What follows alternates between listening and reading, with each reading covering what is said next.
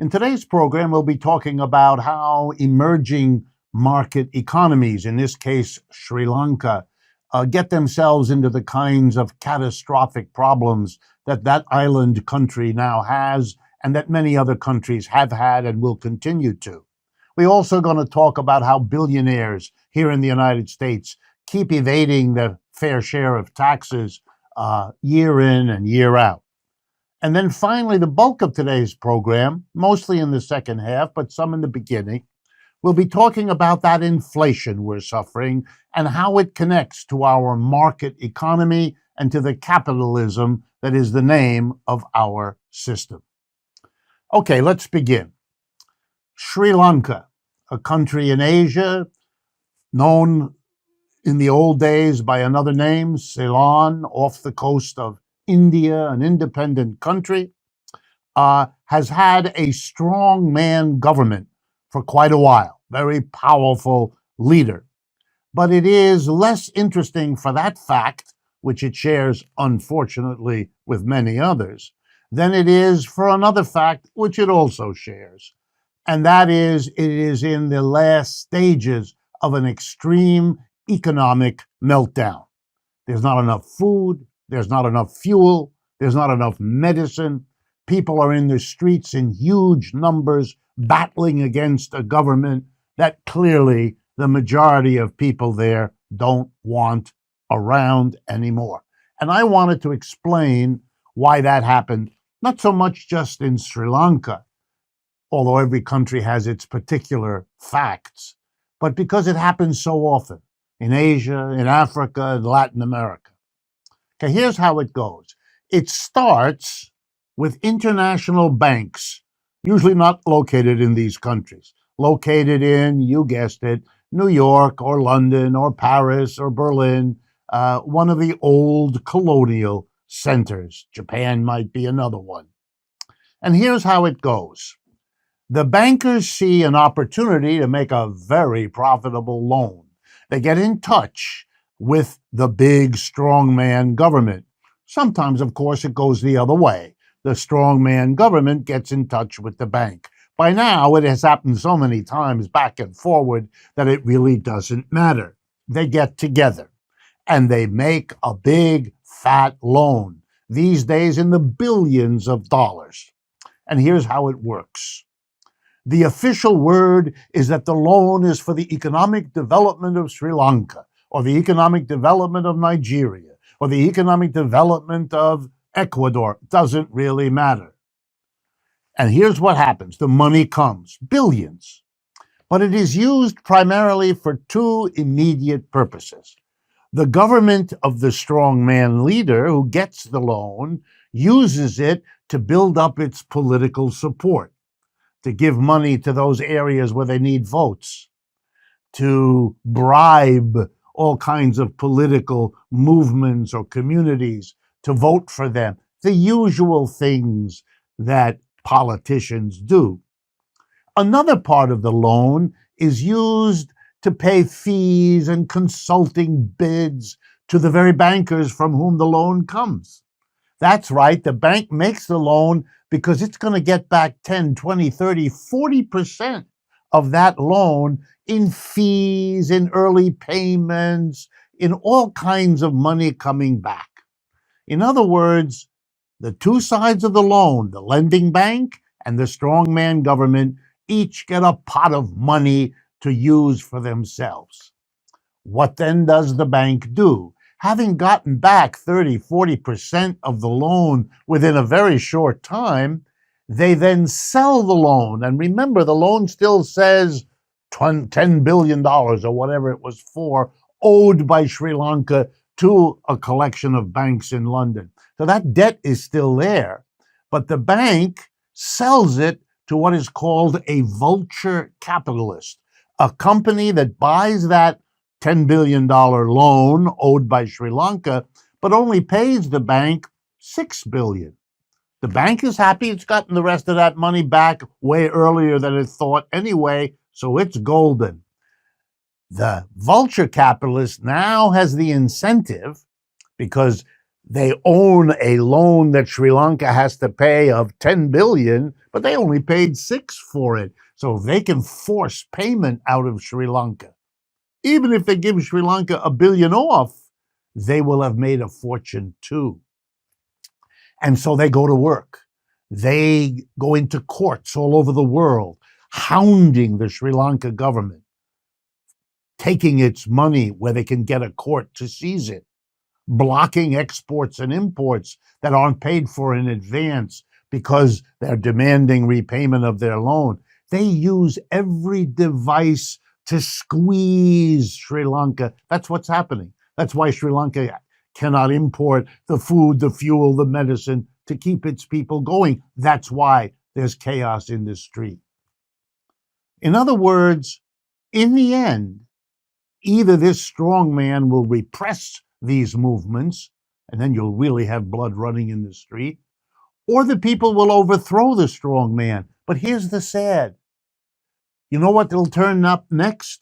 Somebody else who's going to be the next strong man. And even if he or she isn't intending to, they will be approached by the banks and they will be approached by the political forces in their country to do it all again. There are many countries in which this horrific story is repeated over and over again. If you allow the people who run your country to be a small, unaccountable group, they will cut these deals with bankers and the people will suffer and suffer and suffer. It is the history of what has happened in most of the countries that fought for independence from their own colonial master, just to discover that even when you're independent, if you don't change your basic economic system, you're going to be stuck again and again. And basically, that's the so-called world of high finance. The ProPublica internet magazine released some documents recently that are really remarkable. They are about the 15 richest income recipients here in the United States and what they pay, or to be more honest, what they don't pay in taxes. I want to just mention one because it's so gross, it'll stand for the others. Michael Bloomberg, once the mayor of New York City, a multi-billionaire, they looked at his income from the 5 years, 2013 through 2018, during which time he had many, billions of dollars of income. That's in addition to the billions of dollars of wealth he already owned. What was his tax rate over those 5 years on the billions of his income? Ready? 4.1%. That's way less than most people who work for a living pay as a percentage of their wages. And he didn't work for the money. He got it all in dividends and interest and all the rest. Here's how this works, in case you haven't figured it out already. The billionaires donate to the politicians, and the politicians write the tax laws the way the billionaires who donate to them prefer. That allows the billionaires to hide money around the world, to escape taxes legally, and all the rest. And that gives you Mr. Bloomberg. Some of you know that the income tax in the United States is so-called progressive. What that simply means is the higher your income, the larger the percentage of it you are required to pay. What you may not know is that the income tax, which is the only progressive tax basically in this country, has been bringing in less and less of the government's money. It now brings in less than half of the government's money. Equally important is Social Security, which is not a progressive tax. It is the opposite, a regressive tax. In other words, the richer you are, the less the proportion of your income you pay for Social Security withholding. It is the opposite of progressive. But that's just a federal tax. If you turn to the state and local taxes, they're overwhelmingly regressive. In other words, most states rely on a sales tax. You go into a store and you buy a can of beer, you pay exactly the same amount of money as Rockefeller does when he goes into that store and buys a can of beer. In other words, your ability to pay, the idea behind progressive taxes, doesn't apply. Mr. Rockefeller, for whom the tax is totally irrelevant, is in the same boat as you are, for whom the tax is a significant part of your income. So if you put it all together, we don't have a progressive tax system. We have quite the opposite. Federal, state, and local put together are regressive. But here is probably the single most grotesque part of our tax system. We don't rely on taxes the way other countries do. For example, we could have a tax system based on property, not income, what you own, not what income flows to you. So, for example, Michael Bloomberg owns billions of dollars, mostly in the form of stocks and bonds and financial assets, they're called. Guess what? There's no property tax on that kind of property. Your local community taxes property in the form of land, in the form of your home, house, in the form of your car. That kind of property, called tangible property, is taxed, usually at the local level in this country, not by states and not by the federal, but by the local government. But here's the gross thing for you never to forget. In our country, the only kind of property that's subject to taxation at the local level is tangible property, land, house, and car. It's the kind of property middle-income people can afford. The kind of property that rich people mostly have, stocks, bonds, cash, stuff like that, does not get subject to property tax. You sell your $100,000 house, you stop paying property tax. When you had the house, you had to pay property tax. When you sold the house and bought shares of stock, you don't have to pay property tax anymore. That's a subsidy to the rich. There's no excuse for it. There's no need for it. Other countries, and even this one, at different points in time, didn't do that. It is simply and grossly unfair, as is Mr. Bloomberg and others like him getting away with not paying anything like the same rate of taxation that most of you and I pay as a matter of course. We are being ripped off because the government that doesn't get the taxes billionaires ought to pay is a government that either makes us pay in the place of those billionaires or uses the fact that the billionaires don't give them taxes to do something else, to go to them and borrow the money instead. That's right. Instead of the billionaires paying taxes, they lend that money to the government, get it all paid back to them, and we pay extra taxes to give them interest while they wait for the repayment. Only rich people could have designed a tax system like that. We've come to the end of the first part of today's show. And as we at Democracy at Work continue to celebrate our 10th anniversary, we want to invite and encourage all of our listeners and viewers to explore the variety of other shows, podcasts, and books we produce. For example, Capitalism Hits Home, a podcast hosted by mental health counselor and longtime activist in the feminist movement, Dr. Harriet Fraad. You can find her show and get further involved with all of the work we do at Democracy at Work by going to our website, democracyatwork.info. Please stay with us. We'll be right back.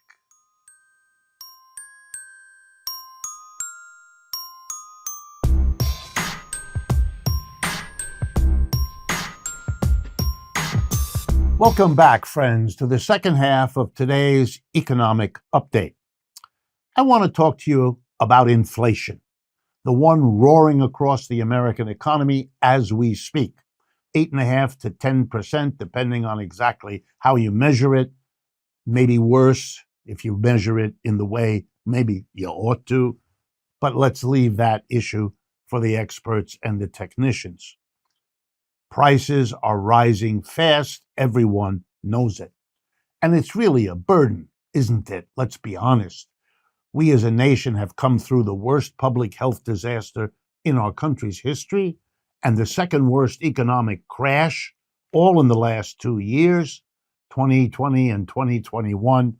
What a thing. Now, with that 2-year disaster behind us, we get hit with an inflation worse than anything we've seen in 40 years. It's really extraordinary what you are subjecting the working class of this economic system to these days. Well, let's be clear what it means when inflation happens. This is all too simple and yet all too quickly overlooked in most of the mass media. Prices are set in our country by a tiny minority of the people, employers, the class of employers. If you're an employee, like 99% of us, you know that you've never been in a room where you set the prices of the products you help to produce, the goods and services. Your employer has that exclusive responsibility and privilege. So if prices are rising, let's be real clear, friends, it's the employers that are doing it. And let's listen to what their employers are saying to explain the prices they're raising for all the rest of us to pay. They give two basic arguments. Number one, we're doing it because everything we buy has gone up in price. In other words, the employers are telling us they have to do it. Why? Because other employers are doing it. Oh, how interesting. All the employers together are using each other as an excuse. Here's the second excuse. Workers are demanding higher wages. Well, here's a problem, folks. Prices are rising roughly 8.5%, 10%. Wages are not rising like that. They're not even rising more than about half of that on average, with millions of workers getting no wage increase at all. So that's simply not true. But let me do the economics with you, because you'll understand something here very clearly. Suppose workers have more money to spend. I mean, they don't these days, but let's assume they do. Let's assume even further that having not spent money during the pandemic and the crash, saving it up, they're now ready to spend. Let's assume they're borrowing more again. So they have more to spend. Here's a lesson in economics you should never forget. Every businessman or woman, the person who's the employer in the factory, the office, or the store, has a choice to make. When workers or consumers, let's call them by their other name, come toward you with more money to spend, there's one thing you can do, but there's a second thing you can do. You can respond to the rising demand for whatever it is you produce and sell, either by making more of it, because you can sell more, or by raising the price. In the so-called free enterprise system, we give a tiny minority of our population, employers, the freedom to choose. And they're going to choose whatever they prefer. So one business will raise its prices. Another one will order more produce to sell. If more people are coming in the store, you can go either way. But the social consequences are enormously different. If the business responds to rising demand by ordering more goods and selling more, that's great, because that'll mean people get hired to produce those extra goods. It'll mean more jobs. We like that response.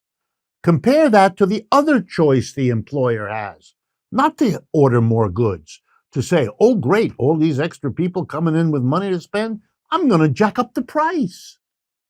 I may even sell less than I did before, but I'll make more profit because I've jacked up the price so much. Then the private decisions of employers produce the inflation we're suffering from.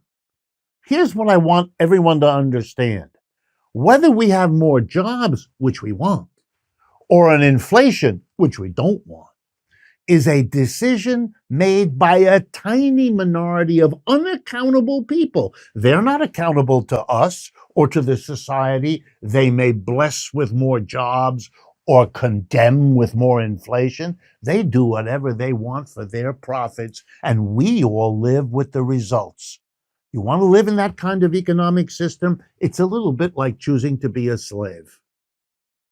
Really a choice you want to make? We live in it now.